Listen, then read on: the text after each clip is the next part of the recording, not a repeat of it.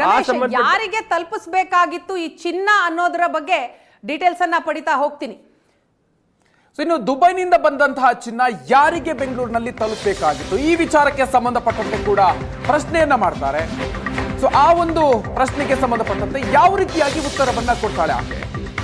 ಬೆಂಗಳೂರಿನಲ್ಲಿ ಚಿನ್ನ ಯಾರಿಗೆ ಕೊಡಬೇಕಿತ್ತು ಅಂತ DRI ಅಧಿಕಾರಿಗಳು ಪ್ರಶ್ನೆಯನ್ನ ಮಾಡ್ತಾರೆ. ಅಪರಿಚಿತ ವ್ಯಕ್ತಿಗೆ ಚಿನ್ನದ ಗಟ್ಟಿ ಡೆಲಿವರಿ ಮಾಡುವಂತೆ ಸೂಚನೆಯನ್ನ ನೀಡಲಾಗಿತ್ತು. ಅಪರಿಚಿತ ವ್ಯಕ್ತಿಗೆ ಏರ್ಪೋರ್ಟ್ ಟೋಲ್ಗೇಟ್ ನಂತ ಸರ್ವಿಸ್ ರೋಡ್ಗೆ ಬರೋದಕ್ಕೆ ಹೇಳಿದ್ರು. ಸರ್ವಿಸ್ ರಸ್ತೆಯ ಸಿಗ್ನಲ್ ಬಳಿ ನಿಂತಿದ್ದ ಆಟೋದಲ್ಲಿ ಚಿನ್ನವನ್ನ ಇಡೋದಕ್ಕೆ ಸೂಚನೆ ಇತ್ತು. ಆ ಆಟೋ ರಿಕ್ಷಾದ ನಂಬರ್ ಏನು ಅಂತ ಪ್ರಶ್ನೆಯನ್ನ ಕೇಳಿದಂತಹ ಸಂದರ್ಭದಲ್ಲಿ ನಂಬರ್ ಏನು ಅನ್ನೋ ಬಗ್ಗೆ ಅಪರಿಚಿತ ವ್ಯಕ್ತಿ ಹೇಳಿರಲಿಲ್ಲ ಅಂತ ರನ್ಯಾ ತನ್ನ ಸ್ಟೇಟ್ಮೆಂಟ್ ನಲ್ಲಿ ಹೇಳ್ತಾಳೆ. ಚಿನ್ನದ ಸಾಗಣೆಯಲ್ಲಿ ಸಿಕ್ಕಿಬಿದ್ದ ನಂತರ DRI ಅಧಿಕಾರಿಗಳ ಕ್ಷಮೆಯನ್ನು ಕೂಡ ಆಕೆ ಕೇಳಿರ್ತಾಳೆ. ದಯವಿಟ್ಟು ನನ್ನನ್ನು ಬಿಟ್ಬಿಡಿ, ಇದೊಂದು ಬಾರಿ ನನ್ನನ್ನು ಬಿಟ್ಬಿಡಿ ಅಂತ ಅಧಿಕಾರಿಗಳ ಬಳಿ ಗೋಳಾಡಿರ್ತಾಳೆ. ಒಂದು ಬಾರಿ ನನ್ನನ್ನು ಕ್ಷಮಿಸಿ ಬಿಡಿ, ಈ ರೀತಿಯಾಗಿ ಮನವಿಯನ್ನು ಕೂಡ ಮಾಡ್ಕೊಂಡಿರ್ತಾಳೆ.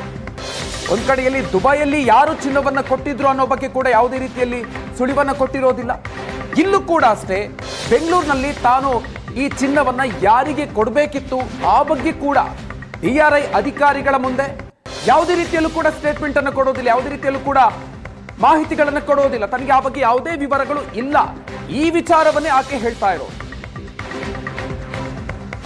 ಈ ಬಗ್ಗೆ ಮಾಹಿತಿ ಕೊಡ್ತಾರೆ ನಮ್ಮ ಪ್ರತಿನಿಧಿ ಚೇತನ್, ಇದೀಗ ನಮ್ಮ ಜೊತೆ ಸಂಪರ್ಕದಲ್ಲಿದ್ದಾರೆ. ಚೇತನ್, ರನ್ಯಾರ ಒಂದು ವೇಳೆ ಸಿಕ್ಕಿ ಬಿದ್ದರೆ ಏನು ಮಾಡಬೇಕು, ಯಾವ ರೀತಿ ಆ ಸ್ಟೇಟ್ಮೆಂಟ್ ಕೊಡಬೇಕು ಅನ್ನೋದ್ರ ಬಗ್ಗೆಯೂ ಕೂಡ ಫುಲ್ ಪ್ರಿಪೇರ್ ಆಗಿ ಬಂದಿದ್ಲು ಅಂತ ಅನ್ಸುತ್ತೆ. ಯಾಕಂತಂದ್ರೆ ಯಾರ ಬಗ್ಗೆಯೂ ಕೂಡ ಒಂದೇ ಒಂದು ಕ್ಲೂ ಕೂಡ ಬಿಟ್ಕೊಡೋದಿಲ್ಲ ರನ್ಯಾರ. ಸೊ ಇದನ್ನ ನೋಡಿದ್ರೆ ಪಕ್ಕಾ ಪ್ಲಾನ್ಡ್ ಆಗೇ ಇದನ್ನ ಮಾಡಿದ್ದಾರೆ.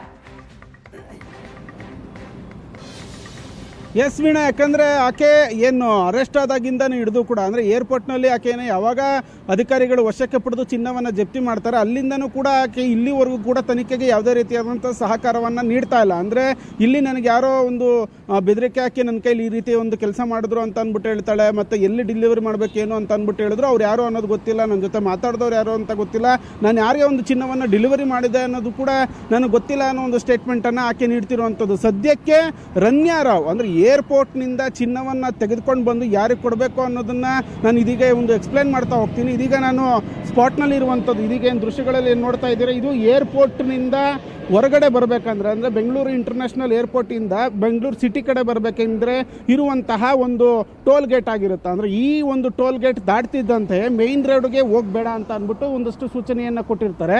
ಮೇಯ್ನ್ ರೋಡ್ಗೆ ಬೇಡ, ಪಕ್ಕದಲ್ಲಿದ್ದಂತಹ ಸರ್ವಿಸ್ ರಸ್ತೆ ಏನಿದೆ ಈ ರಸ್ತೆ ಮುಖಾಂತರವೇ ಸ್ವಲ್ಪ ನೀನು ಮುಂದೆ ಬರಬೇಕು. ಅಂದರೆ ಚಿನ್ನವನ್ನು ಏನಿದೆ ಅಷ್ಟೆಲ್ಲವನ್ನು ಕೂಡ ಚಿನ್ನವನ್ನು ಎತ್ಕೊಂಡು ಇಲ್ಲಿ ಮುಂದೆ ಬರಬೇಕು. ಇದೀಗ ಒಂದು ಸಿಗ್ನಲ್ ಏನು ಕಾಣಿಸ್ತಿದೆ, ನಮ್ಮ ಕ್ಯಾಮ್ರಾ ಪರ್ಸನ್ ದೀಪಕ್ ತೋರಿಸ್ತಾರೆ, ಆ ಒಂದು ಸಿಗ್ನಲ್ ಏನಿದೆ ಇದು ಸಾದಲ್ಲಿ ಜಂಕ್ಷನ್ ಏನಿದೆ ಆ ಒಂದು ಜಂಕ್ಷನ್ನ ಸಿಗ್ನಲ್.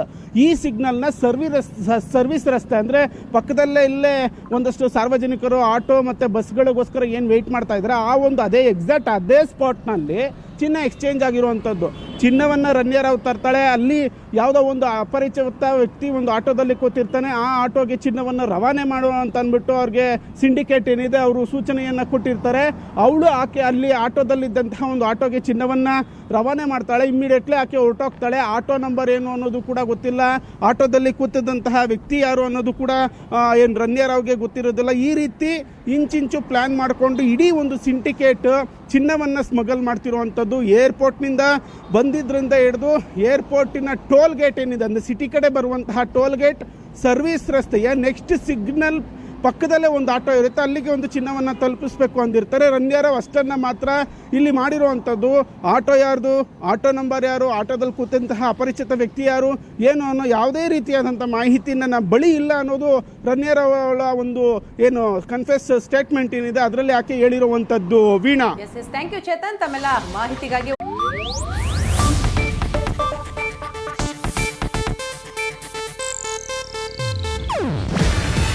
ಇದು ಏಷ್ಯಾನೆಟ್ ನ್ಯೂಸ್ ನೆಟ್ವರ್ಕ್ ಪ್ರಸ್ತುತಿ. ನೀವು ನೋಡ್ತಿದ್ದೀರಾ ಏಷ್ಯಾನೆಟ್ ಸುವರ್ಣ ನ್ಯೂಸ್.